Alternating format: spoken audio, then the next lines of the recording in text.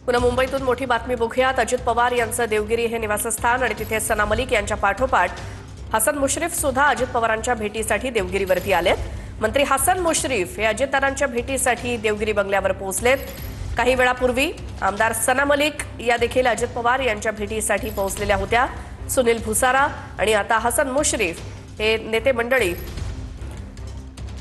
अजित पवार यांच्या भेटीसाठी त्यांच्या देवगिरी या निवासस्थानी। तर छत्रपती संभाजीनगरमध्ये ठाकरे सेनेच्या माजी नगरसेवकांनी राजीनामा दिलाय। ठाकरेंच्या माजी नगरसेवकांनी शिंदेंच्या शिवसेनेत प्रवेश केला। संजय शिरसाट यांच्या उपस्थितीत माजी नगरसेवकांनी हा पक्ष प्रवेश केला, त्याची ही दृश्य। तर छत्रपती संभाजीनगरमध्येच ठाकरेंच्या सेनेतील इच्छुकांच्या आज मुलाखती घेतल्या जात आहेत। 4 दिवसात ठाकरेंच्या सेनेकडनं 350 जणांचे अर्ज आलेले आहेत इच्छुक म्हणून। तर शिवसेना भवनात आजपासून इच्छुकांच्या मुलाखती घेतल्या जाणार आहेत। तर नागपुरात दोन्ही राष्ट्रवादी एकत्र येणार नाहीत असं वक्तव्य दुनेश्वर पेठे यांनी केलंय। पवारांच्या राष्ट्रवादीचे शहराध्यक्ष दुनेश्वर पेठे यांनी ही भूमिका मांडली आहे। भाजपबरोबर गेलेल्यांसोबत निवडणूक लढवणार नाही।